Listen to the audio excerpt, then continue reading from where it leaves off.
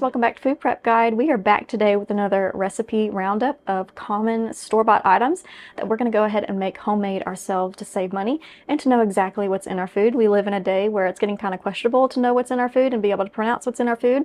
It stinks, but that's just where we are, and we're going to adapt and do the best we can to go ahead and make those things homemade so that we can not only save money but also know what's in our food. Let's get started. By the way, if you would like help building your food storage, scroll down to the description box of this video and click this link for our free 1-year food storage plan. We calculated a year's supply of food for one person, then broke that data down into a week-by-week list of items to build your pantry on a budget. We'll send it straight to your inbox. If you're new here, we invite you to subscribe and hit the notification bell so you don't miss all of our upcoming food preservation, pantry storage, and gardening tutorials. Now back to the kitchen. This first recipe is instant oatmeal cups, and we will start by making the base. You can start with just instant oats and skip this step, but I only stock whole rolled oats, so I need to pulse them through my food processor just a few times to get them to the right consistency of instant oats. If you have ever had instant oatmeal at the store, you know the consistency that we're going for. So just pulse it through the food processor until you get the consistency of instant oats. But again, you can just start with instant oats if you would prefer. To that, we're going to transfer it into a big mixing bowl so that we can mix all of our ingredients together pretty easily. We need some kind of sweetener. I like coconut sugar, and we need 1 cup of your preferred sugar. We're going to follow that with half a cup of milk powder. This isn't necessary, but it makes it so creamy. Next and last is 1 teaspoon of salt. We're going to mix all of that together, and then that's going to go into our jars. I like to do this in jars. I usually do it in the fall and winter when it's not peak canning season, and I'm usually emptying out jars anyway. But you can certainly do this in just little baggies, or you can just keep the main mix in one, half-gallon or gallon-sized jar and just pour from that whenever you're ready to make your breakfast if you don't want to meal prep it into individual portion sizes like I'm doing here. As far as flavoring, you have so many options. The kind of ratio you want to follow is 1/4 cup of mix-ins, like dehydrated fruit that I have here. This is dehydrated cherries, blueberries, and strawberries. It was actually a frozen fruit trio blend, just from the freezer aisle at the grocery store, and you can absolutely just toss those onto your dehydrated trays and dehydrate them like that. And then I usually like to do I like to pair most of my frozen fruit or dehydrated fruit with a protein powder. Now, this isn't necessary either, but if you want to throw in some protein powder, you'll want about 1/4 cup of that as well. I like to use a vanilla protein powder because it's just a nice kind of somewhat bland protein powder, and it goes with any kind of mix-ins that you want to do. But you can do chopped walnuts, you can do all sorts of fruits, you can do fresh fruit when you go to make it later on. It doesn't have to be dehydrated fruit, but this is just an excellent, really quick breakfast meal prep option. The next recipe is going to be a green goddess salad dressing. This is one of my absolute favorite salad dressings that I was introduced to through Panera. They have like a salad, and this is one of their dressings. Of course, it's a homemade version, so it's not going to taste exactly the same. It doesn't have avocado in it. We're going to use green onions instead. But it is just a really delicious recipe. So I will link the printable recipe for this in the description box below. It'll take you straight to the blog where you can print it off. But real quick, I'll just run through the list of ingredients. It is 1 cup of mayonnaise, 2 tablespoons of red wine vinegar, and I do recommend that you do the red wine vinegar. I know there are all sorts of different vinegars out there, but the red wine vinegar is really what makes this salad dressing so good. To that, we will add all of our dry seasonings, which is going to be 3/4 teaspoon of Italian seasoning, 1/4 teaspoon of garlic powder, 1 tablespoon of sugar, 1/4 teaspoon of salt, and 1/8 teaspoon of pepper. You'll want to basically, we're going to put that all straight into the blender. You don't have to you can use like a NutriBullet. You could even use a food processor, but a blender seems to work best for this. Now, all those dried ingredients that I just listed, you can, just season those to taste however you want. This is just kind of the base recipe that I have gone off of and enjoyed for quite a while now. Again, like I said, I'm not making this with avocado because I can't get that all of the time, but I can have fresh green onions from the garden. So I usually add in about 7 sprigs of green onions to that, throw it all in the blender, mix it all up, and it really is that easy. Now, this recipe is a small one. It only makes about half a cup, a little bit more than half a cup. So just keep that in mind if you want to double it in case you want to go ahead and meal prep like a full-size pint jar or something like that. But this is one of my absolute favorite salad dressings, and I think it's so pretty with just that hint of green, and it really pairs well with lots of different salads. Okay, next recipe is going to be our homemade sausage seasoning. This is what I use to make ground turkey and ground beef taste more like sausage. It's obviously not a perfect match to sausage, but it is a really nice alternative to having to buy pork because we don't eat a ton of pork. So the recipe again is available on the blog in printable form, but I'm going to go ahead and read off the ingredients. You saw me start off with half a cup of salt. I do like using my pink Himalayan salt for this recipe or my Redmond's real salt, but you can use any kind of salt that you like. I do a little bit less than a half a cup of pepper just because I don't want it to be too spicy, but if you like your sausage more spicy than mild, you might want to up the pepper amount. Next is going to be half a cup of dried sage, and I do recommend the rubbed kind where it's already kind of crumpled up and rubbed. And then half a cup of dried basil. I use my basil from the garden that we've dehydrated, and it is not crumbled up very well, as you can see. So I will take my hands and crumble that up and get it more in like a powdered, not straight powdered, but a much crushed form than it is now. And then to that, we need a quarter cup of onion powder, and we'll top that off with 2 tablespoons of marjoram. The marjoram is something that I was not previously accustomed to cooking with. It's not a spice that I really had in my spice cabinet, but when I really wanted to make a sausage recipe, I saw that ingredient pop up again and again and again, and I realized that it's a pretty important ingredient to give that sausage flavor. The marjoram paired with the sage is, I think, really what makes that sausage flavor sausage. So definitely don't skip out on that marjoram and that dried rubbed sage if you can help it. So after this point, that's all. So we're just gonna whisk it all together, get it all nice and stirred up, and then pour that into our mason jars. I think I forgot the onion powder in this clip. Yep, I went ahead and added the onion powder. Okay, I thought it looked kind of strange. Okay, but pour it into a pint jar. This recipe makes approximately 1 pint jar, and it goes a long way. I typically use 1 tablespoon of spice mix per 1 pound of pork or ground beef or whatever you're trying to season. Okay, next recipe is a homemade yogurt using powdered milk. We have recipes about how to make yogurt with fresh milk, but powdered milk can be made. You can make yogurt out of powdered milk too. All we have to do is rehydrate it first. So to make just slightly under a gallon of yogurt, we're going to use about 4 cups of powdered milk. Now, this is powdered whole milk. You can certainly use the instant kind. It just won't be as creamy, and it might be a little bit more runny. But basically, we're just going to take a really big mixing bowl, put 4 cups of our whole powdered milk in there, and then we're going to add in our water. I do recommend using warm water because it stirs into the powdered milk a whole lot easier and helps you avoid clumps. But to that 4 cups of powdered milk, we're going to do a total of 14 cups of water. And then all we have to do is bring that milk to a boil. It's essentially milk now. Once we are rehydrating it here in this bowl, by the time we pour it into the pot, it is milk. So we need to bring that to a boil, and the only thing I would caution you is if you have never boiled milk before, it scorches the bottom of pots really quickly and really easily. So I recommend keeping a wooden spoon on the top so that you can stir it very frequently, but not only that, once it hits that boiling point, it starts foaming like crazy, and it can overflow so easy despite the liquid line being that low. So keep that wooden spoon handy to keep mixing it pretty regularly until it is, at which point you want to take it off of the heat and allow it to come down to about 100 degrees Fahrenheit or slightly under. This is really important because if you put your yogurt starter into too hot milk, it can kill it. So we need to use a digital thermometer or some sort of thermometer, like a meat thermometer, a bread thermometer, to get that right under 100 degrees Fahrenheit. Once it is at that correct temperature, you can go ahead and pour it into your vessel. I am using a thermal cooker, which is just a glorified thermos. It's a really large thermos. This is the Stanley Camp Crock, and this is what I use for a lot of different things, but for all of my yogurt making. You want to pour it in whatever vessel you're going to be pouring it in.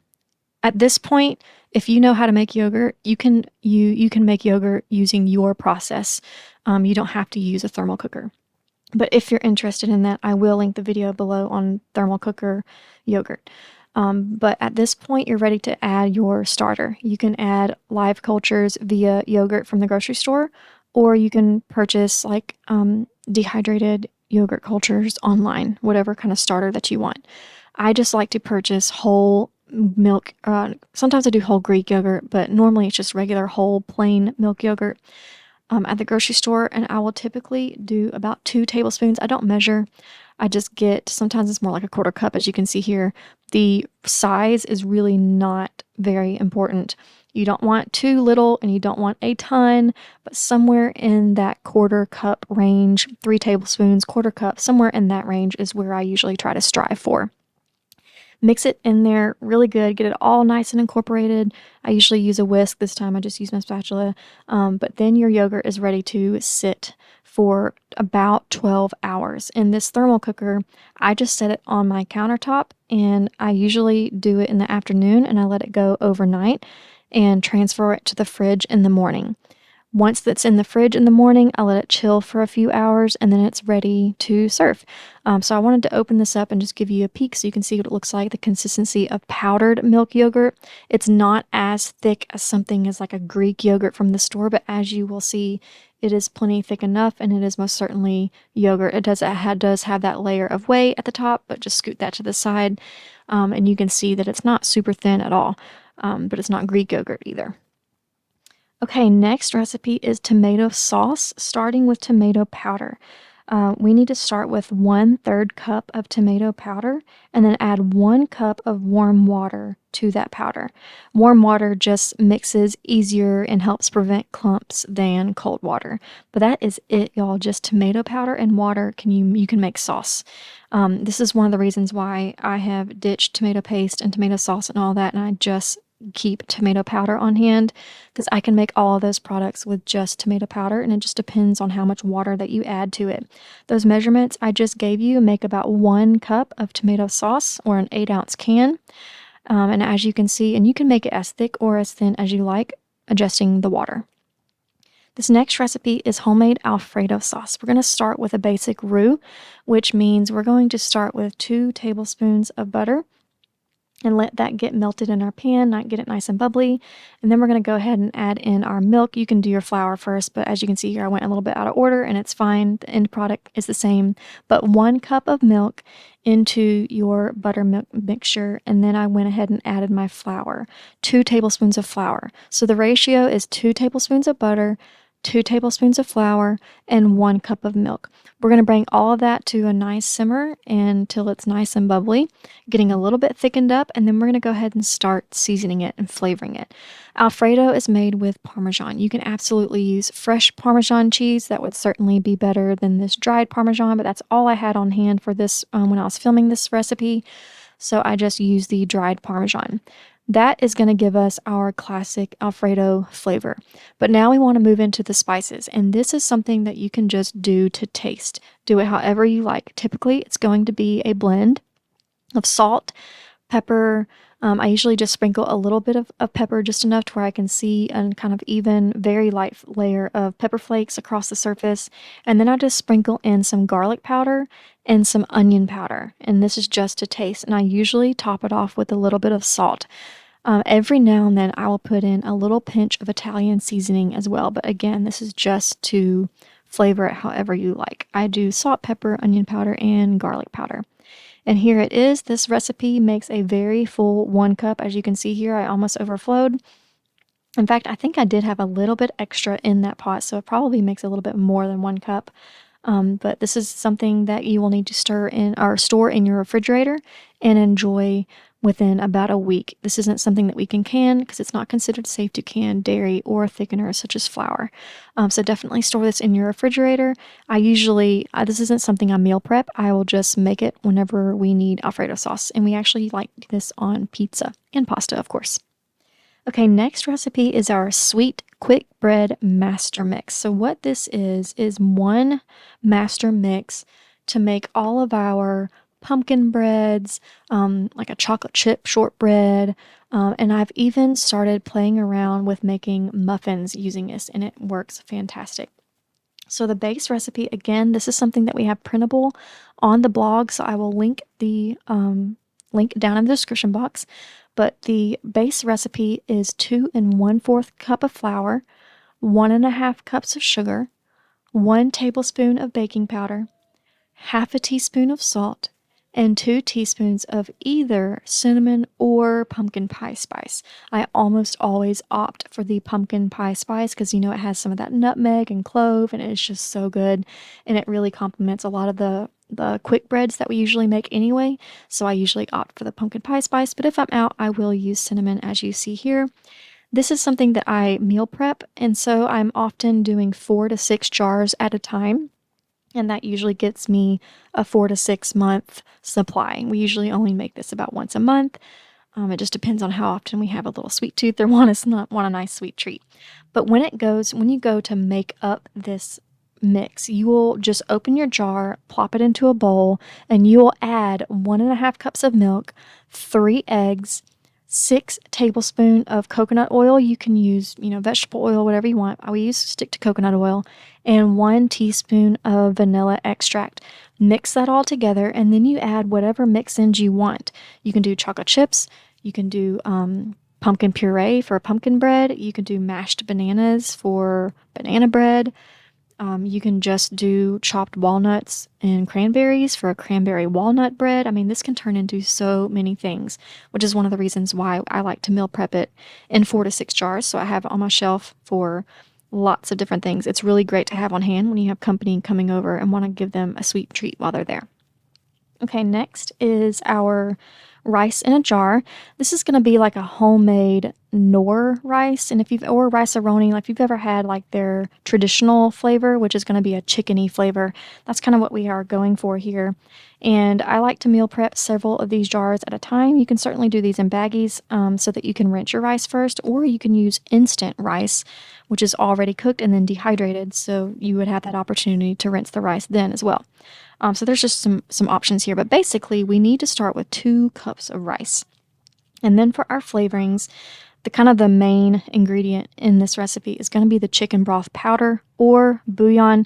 I have switched to the chicken broth powder because the Orrington Farms brand that I use, it has a little bit cleaner ingredients than the chicken bouillon, so that's the brand that I use, but you can certainly use chicken bouillon. Someone recently asked me, they really wanted the absolute cleanest ingredients possible, and you absolutely can dehydrate your own chicken broth or beef broth or vegetable broth. Just make it up, put it on your lined dehydrator trays and dehydrate it, and that's going to be your cleanest option for sure. But the Orrington Farms is a really nice alternative to the ingredients that are in your traditional chicken bouillon cubes. Okay, so after that chicken broth powder, we need 1 tablespoon of parsley. We grow parsley and dehydrate it, and just like I mentioned earlier, it's usually in some pretty big leaves, and I usually have to crush it up because you do want it to be nice and incorporated into the rice instead of having a chunk of parsley here and then none in the next bite. So crush that up if you need to, and then we're going to add 2 teaspoons of onion powder and let's see, a 1/4 teaspoon of ground thyme. Now you're going to see me use ground thyme here in just a minute, but you can use whole thyme if that's what you have. In fact, sometimes I'm making up this recipe fresh, and I just go out to the garden and I clip off a sprig of thyme and just rub my fingers on it to get all those little leaves off of the stem and put it in straight like that. So this is not something we're canning, so we're not concerned about really how much fresh herbs that we're using here. But you wouldn't want to put fresh herbs if you're meal prepping them in jars like I am here, because it wouldn't be shelf stable. But I'm using a 1/4 teaspoon of ground thyme because it is ground and it is more potent than your whole thyme. So if you are using those whole thyme leaves, I recommend increasing it to half a teaspoon versus a 1/4 teaspoon of the ground thyme that you see me using here. Last but not least, we need 1 teaspoon of garlic powder, and that's it. I like to make these in my Instant Pot, and for that I need equal amounts of the rice and water. But if you are making it on the stovetop, you would cook this up just like you would any rice. And on the stovetop, it's typically going to be a 2-to-1 ratio. 2 cups of rice, 1 cup of water. And since we do have approximately just slightly less than 2 cups of rice here, if you were doing this on the stovetop, you would want to add 4 cups of water. Pour in your rice, bring it to a boil. But in your Instant Pot, it's equal amounts of rice to water. So I will just dump this jar in and add 2 cups of water and pressure cook it for 7 minutes, and it is good to go. The next recipe is powdered sugar, and y'all, this could not be any easier. You literally just grind up your sugar with some kind of starch. Now, I prefer to use arrowroot powder. Most recipes call for cornstarch, but we try not to use cornstarch, and so arrowroot powder is a fantastic alternative to corn if anyone in your family has any sensitivities to it, or you're just trying to avoid that very heavily sprayed and GMO crop. So the ratio is 1 tablespoon of your powder to 1 cup of your sugar, no matter whether you're using cornstarch or arrowroot powder. And then that's it. All you do is blend it up. I highly recommend, if you have the Vitamix blender already, I highly recommend getting the dry mix container, because it has the blades are positioned differently to pull the material down and really truly powder it versus just chop it up into tiny pieces. It is fantastic. It gets things very, very smooth. But that's it. All you have to do is blend until you get to the consistency of powdered sugar, and we all know what that looks like. This is fantastic to have on hand for making really quick icings to pour over cinnamon rolls or even those quick breads using that mix that we just talked about. Okay, next recipe and last recipe is brown gravy. We're going to start with a roux just like we did earlier with our Alfredo sauce, and so we need 2 tablespoons of butter, and to that we will add 2 tablespoons of flour and mix that around until you get it nice and thick, nice and bubbly, and then we will add in our beef broth powder, and this is just like the chicken broth powder that I mentioned earlier. You can use chicken bouillon powder or chicken bouillon cubes, but the beef bouillon from Orrington Farms is a little bit cleaner, although not as clean as the chicken version, which I'm not sure why that is. But we need 1 tablespoon of that beef broth powder. And again, you'll just take your whisk, mix it all in there good, and then you're ready for your liquid. Now you have options here. You can use just water. You can use broth. Beef broth would be the kind of obvious thing, but we're using this beef broth powder. So when you add water, you're essentially creating beef broth. Every now and then when I'm using a recipe or making a recipe, I want it really creamy, and so I will use milk. And sometimes I'll kind of water that milk down like you see me doing here, because sometimes a full cup of milk just makes it almost too thick and kind of a strange consistency for gravy. But it all depends on how creamy and how thick you want your gravy. That depends on what you're going to use and how much of it you're going to use. But in general, you want 1 cup of whatever liquid you're going to use. And then it's just a matter of cooking it until it's thick enough as you like. And just bear in mind that it will thicken up when it comes off that heat. This recipe makes approximately 1 cup of brown gravy. Again, we cannot can this, so this needs to be stored in your refrigerator and enjoyed within a... That is all for today. Don't forget to check out the description box for links to a lot of the printable recipes on the blog and some of the products that you saw in this video. I hope this was helpful to y'all, and we'll see you next time. Bye!